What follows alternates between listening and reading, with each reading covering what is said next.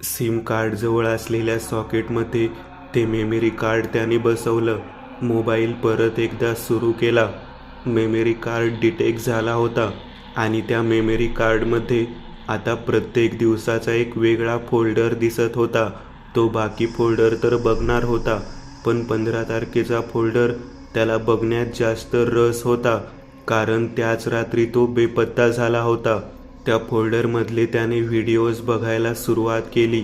हा कॅमेरा जरा वेगळ्या टेक्नॉलॉजीचा बनलेला होता, त्यामुळे दर 1 तासानंतर फुटेज एका व्हिडिओच्या मार्फत तिथे सेव्ह व्हायचं. म्हणजे 24 तासाला 24 व्हिडिओ त्या एका फोल्डरमध्ये सेव्ह व्हायचे. त्याने आता शेवटचा व्हिडिओ ओपन केला. व्हिडिओमध्ये पलंगावर बसलेला रसिक दिसत होता आणि त्याच्या बाजूलाच बसलेल्या शर्मिला आणि तिची सासू दोघी दिसत होत्या. तो त्या दोघांना हाताने बाहेर जायचा इशारा करत होता. त्याला बोलता येत नव्हतं. त्याचा श्वास गुदमरत होता. त्या दोघी पलंगावरून लगेच उठून बाहेर जाताना दिसल्या आणि त्यांनी दार लावून घेतलं. काही वेळ रसिक तसाच स्वतःचे गुदमरलेले श्वास घेत पलंगावर बसलेला दिसत होता आणि अचानक काही वेळानंतर तो सैरभैर झाला. अचानक तो इकडे तिकडे बघू लागला, जणू त्या खोलीत दुसरं कोणीतरी त्याच्या व्यतिरिक्तही नुकतंच दाखल झालं होतं असं वाटत होतं. भिंतीकडे बघत तो आता अचानक डोळे मोठे करत घाबरल्यासारखा दिसू लागला, जणू त्याला तिथे कोणीतरी उभे असलेले दिसत होता. त्याला बोलता येत नव्हतं. त्याचं तोंड हळूहळू आपोआप शिवलं जात होतं. वेदनेने त्याला ओरडायचं होतं, पण त्याला ओरडता येत नव्हतं. त्याचा हळूहळू पूर्णपणे तोंड बंद झालं. डाळीचा एक दाणा तोंडात जाईल इतकंच त्याचं तोंड आता उघडं होतं. बाकी त्याचे ओठ दोन्ही बाजूंनी आपोआप जणू शिवून निघाले होते आणि अचानक त्याला काहीतरी झालं. तो एकदम स्तब्ध झाला. चेहऱ्यावर कसलेच हावभाव नव्हते. पलंगावरून एका पायावर उठून उभा राहिला. लंगडत तो दरवाजाजवळ आला आणि त्याने दरवाजाची कडी आतून बंद केली. वळून त्याने थेट आता कॅमेऱ्याकडे बघितलं आणि लंगडत तो आता त्या शोकेस जवळ आला, जिथे माशाच्या मूर्तीत हा कॅमेरा फिट केला होता. तो आता अगदी शोकेसच्या जवळ आला. डोळ्यात कसली चमक शिल्लक नव्हती. त्याने कॅमेऱ्याच्या लेन्सकडे बघितलं. त्याच्या डोळ्यातून अचानक पाणी येऊ लागलं आणि पुढच्याच क्षणी कॅमेरा रिसेट झाला. आता व्हिडिओत फक्त अंधार दिसत होता आणि अचानक काही मिनिटांनी कॅमेरा सुरू झाला. खोलीत आता कोणीच नव्हतं. रसिक कुठेच दिसत नव्हता, पण त्याच्या अंगावरचे ते कपडे मात्र जमिनीवर अस्ताव्यस्त पडलेले होते. राजने व्हिडिओ थोडासा फास्ट फॉरवर्ड केला आणि आता दरवाजा तोडून बाहेरून शर्मिला, तिची सासू, त्यांचा नोकर तिघेही आतमध्ये येताना दिसू लागले. शर्मिलाने मला ही गोष्ट सांगितली नव्हती की रसिकच्या अंगावर त्या रात्री जे कपडे होते फक्त तेच त्या खोलीत त्यांना मिळाले होते. कदाचित ही गोष्ट तिने मला ओघाच्या भरात सांगायची राहून गेली होती. ती 2-3 मिनिटे जेव्हा कॅमेरा रिसेट झाला होता, त्याच 2-3 मिनिटात रसिक त्या खोलीतून बेपत्ता झालेला. पण स्पष्ट काहीच समजलं नव्हतं. नक्की त्याच्या बाबतीत झालं काय? ॲम्ब्युलन्स नुकतीच सोसायटीच्या गेटमधून आत आली. ॲम्ब्युलन्सचं दार उघडून आर्या बाहेर उतरली. मागचं दार उघडून आता स्ट्रेचरवर असलेल्या सुशीलला लिफ्टने वर आणलं गेलं. फ्लॅटचं दार उघडं होतं. सुशीलचा मुलगा शशिकांत, त्याची बायको आणि सून तिघेही फ्लॅटमध्ये जणू त्यांचीच वाट बघत होते. विक्रांत देखील आता लिफ्टने वर आला. त्याने ॲम्ब्युलन्सवाल्याला पैसे दिले. सुशील आता पूर्णपणे जागेवरच होता. त्याला बोलता येत नव्हतं. त्याची एक बाजू पूर्णपणे पॅरलाइज झाली होती आणि त्याला आता काहीही हालचाल करता येत नव्हती. त्याचं तोंड एका बाजूने वाकडं झालेलं. त्याची ती अवस्था बघून त्याची बायको आता रडू लागली. 2 BHK मधला एक बेडरूम आता सुशीलसाठीच ठेवण्यात आला होता. त्याला बेडवर झोपवलं गेलं आणि आता सगळे हॉलमध्ये येऊन बसले. काय सुरू आहे हे सगळं? कोणाची नजर लागली आपल्याला? सगळीकडून फक्त संकट येत आहेत. भोसले बिल्डरची लोक रोज फोन करून धमक्या देत आहेत. त्यांना ही परिस्थिती दाखवली पाहिजे. निदान बाबाची ही अवस्था बघून तरी दया येईल. शशिकांत म्हणाला. पण मला एक विचारायचं होतं. शशीधर कुठे आहेत? सुशीलच्या बायकोने म्हणजे आर्याच्या आईने विचारलं. काय माहिती, पण गावाला जाणार आहेत असं म्हणत होते. कदाचित ते गावाला गेले असतील, विक्रांत म्हणाला. शशिकांतच्या बायकोने सगळ्यांसाठी चहा करून आणला होता. सगळे चहा घेत होते. विक्रांतचे लक्ष मात्र फोनकडे होतं. त्याला सुजयचा फोन येणं अपेक्षित होतं. अचानक विक्रांतचा फोन वाजला. स्क्रीनवर सुजयचं नाव दिसत होतं. विक्रांतने फोन उचलला आणि आता तो त्या हॉलमधून उठून बाल्कनीमध्ये आला. बाल्कनीचं दार त्याने बंद करून घेतलं. हॅलो सुजय, बोल. तुझ्याच फोनची वाट बघत होतो. झालं का आपलं ट्रान्झॅक्शन? घेतले का ते क्रिप्टो कॉईन्स विकत? हो, तेच सांगायला फोन केला होता. अरे खूप चांगल्या भावात मिळाले ते कॉईन्स. आता फक्त 2 दिवस आणि मग बघ भाव कुठल्या कुठे जातो. सुजय म्हणाला. याच एका आशेवर आहे मी बाबा. सगळी वाताहत झाली आयुष्याची. सासऱ्यांना पॅरालिसचा अटॅक आलाय.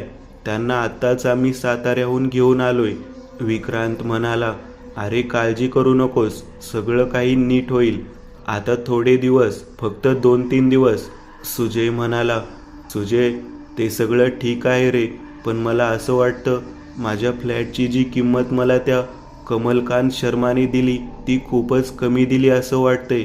म्हणजे माझा हा फ्लॅट आता विकायला काढला तर कमीत कमी 1.25 कोटीपर्यंत विकला जाईल. पण त्याने मला जेमतेम 80 लाख रुपये दिलेत या फ्लॅटचे. अरे सध्या रिअल इस्टेट मार्केट डाऊन आहे. खरं तर तो तर 70 लाखच म्हणत होता, पण मी त्याला कसं तरी तयार केलं. ते एक बरं झालं की तुझे फ्लॅटचे कागदपत्र तुझ्या नावावर होते, कारण लोन तुझ्या नावावर सुरू होतं. त्यामुळे व्यवहार पटकन झाला. मी त्याला समजावलं तेव्हा तो 70 वरून 80 वर आला. पण आता काळजी करू नकोस, सगळं काही जाऊन 1 कोटी रुपये आपण तुझ्या वाट्याचे इन्व्हेस्ट केले आहेत. आता बघ फक्त काय होतं. आणि तसंही तो फ्लॅट आता तू गहाण ठेवला आहेस. तू फ्लॅट विकला थोडी आहेस. बघ 4 दिवसांनी तू त्याला व्याजासकट सगळे पैसे देऊन सुद्धा तुझ्याकडे नाही म्हटलं तरी 7-8 कोटी शिल्लक असतील. सुजय खूपच आशावादी वाटत होता आणि त्याने आता फोन ठेवून दिला. विक्रांतच्या मनात धाकधूक सुरू होती.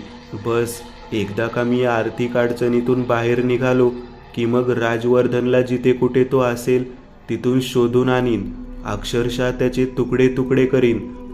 त्याने अजून विक्रांतला ओळखलं नाहीये. विक्रांत आता स्वतःशीच म्हणत होता. स्थळ रत्नागिरी. शशीधरची गाडी आता कोर्टाच्या समोर येऊन थांबली. तो गाडीतून उतरला.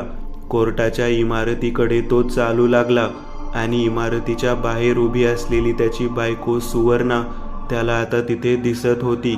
त्याची मुलगी आणि त्याचा मुलगा देखील आता तिथे उभे होते. काही अंतरावर रेश्मा उभी दिसत होती.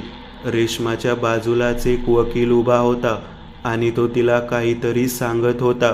शशीधरला येताना बघून आता रेश्माच्या चेहऱ्यावर खुनशी स्मित हास्य उमटलं. शशीधर आता तिच्याकडे न जाता सुवर्णा आणि आपल्या मुलांच्या दिशेला वळाला. सुवर्णा, ऐक माझं. कशाला नेतेस हे सगळं कोर्टापर्यंत? चूक झाली माझ्याकडून, मी मान्य करतो. मी त्या बाईबरोबर कुठला संबंध ठेवणार नाही. मग तर झालं, ते मी काही ऐकणार नाही. मला घटस्फोट आणि अर्धी प्रॉपर्टी हवी आहे.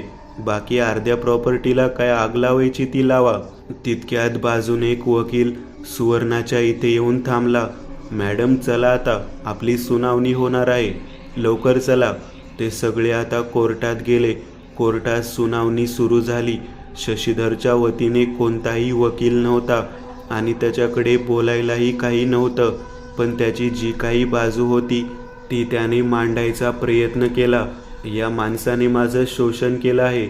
लग्नाच्या आश्वासनामुळे मी या माणसासोबत संबंध ठेवले, पण याने कायदेशीररित्या मान्य होईल असं लग्न देखील माझ्याशी केलं नाही. आता याने माझा खर्च उचलणंही बंद केलंय. माझा मुलगा लहान आहे, मला न्याय हवाय. रेश्माने तिची बाजू मांडली आणि ती रडू लागली. माननीय कोर्टासमोर DNA चे रिपोर्ट ठेवले आहेत. हा मुलगा शशीधरचाच आहे हे यातून स्पष्टपणे सिद्ध होत आहे. रेश्माचा वकील म्हणाला. आता सुवर्णाने देखील तिची बाजू मांडली. इतकंच काय, पण शशीधरवर मारहाणीसारखे आरोप केले. कोर्टाने आता त्याच तारखेमध्ये निकाल द्यायचं ठरवलं होतं आणि आता कोर्टाच्या न्यायाधीशाने निकाल द्यायला सुरुवात केली. सदर प्रकरण लक्षात घेता शशीधर सरदेसाई या आरोपीने स्वतः विवाहित असूनही एका परस्त्रीला खोटे आश्वासन देऊन तिचं शोषण केलं आणि आता तो त्याची जबाबदारी झटकत आहे. आणि त्याचवेळी त्याने स्वतःच्या कुटुंबाचा देखील विश्वासघात केला आहे. आरोपीकडे बोलण्यासारखं काहीही नाही, तर सदर कोर्ट असा आदेश देतं की आरोपीची जेवढी काही स्थावर आणि जंगम मालमत्ता आहे ते 2 समान भागात विभाजित करून श्रीमती सुवर्णा सरदेसाई आणि श्रीमती रेश्मा यांच्यात वाटण्यात यावी. आरोपीने एक विवाह झालेला असूनही जर दुसरा विवाह केला असता तर त्याला कठोर कारावास भोगावा लागला असता. पण सदर प्रकरणात आरोपीने दुसऱ्या महिलेशी विवाह केला नसल्याने आणि केवळ विवाहबाह्य संबंध असल्याने कोर्ट केवळ 1 लाख दंड ठोठावत आहे. सदर दंड न भरल्यास आरोपीला 6 महिने कारावास भोगावा लागेल. शशीधर घामाने ओलाचिंब झालेला. सगळं काही गमावलं होतं त्यांनी, प्रॉपर्टी, कुटुंब, सगळं काही. न्यायाधीश महोदय निघून गेले. कोर्ट रिकामं झालं. सुवर्णा, तिचा मुलगा, तिची मुलगी आणि वकील देखील कोर्ट रूममधून निघून गेले. रेश्मा तिच्या मुलाला घेऊन बाहेर पडली. शशीधर 5 मिनिटे तिथेच थांबून राहिला. तो आता कोर्ट रूममधून चालत बाहेर आला. बाहेर खूप आवाज ऐकू येत होते. कोणीतरी घोषणा देत होतं. कसला तरी मोर्चा आला होता आणि शशीधरची नजर आता कोर्ट इमारतीच्या बाहेर उभ्या असलेल्या 25-30 बायकांवर गेली. इथल्या महिला मुक्ती संघटनेच्या काही बायका त्याच्या विरोधातच घोषणा देत होत्या. त्याला काहीही कळेपर्यंत तो त्यांच्या नजरेत आला होता. आता तो तिथून पळून जाण्यासाठी वाट शोधू लागला. इकडे तिकडे बघू लागला, पण तोपर्यंत मागून कुणीतरी त्याच्या कमरेत एक जोरदार लाथ घातली. लाथ पडताच तो थेट पायऱ्यांवरून घरंगळत त्या स्त्रियांच्या अगदी समोरच येऊन पडला.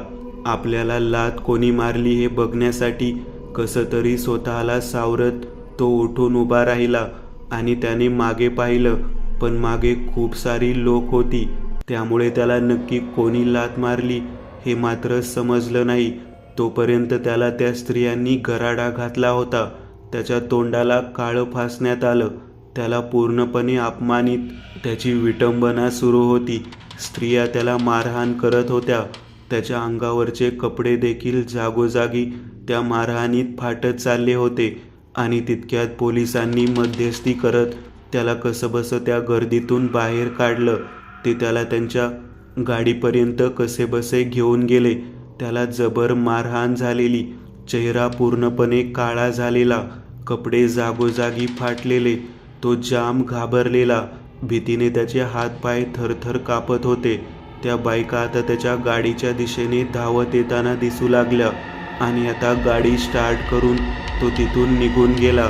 हे सगळं दृश्य इमारतीच्या इथेच कोपऱ्यात उभा राहून राज बघत होता. त्याचं मन शांत झालेलं.